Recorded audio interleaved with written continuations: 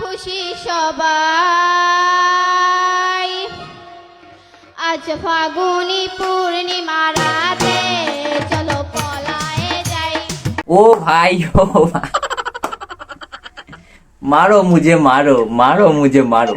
আমাদের সময় স্কুলে বলতো কে সব থেকে বেশি ভালো পারে জনগণ মন অধি গান করতে, তো সেই গানটা সবাইকে করতে বলতো।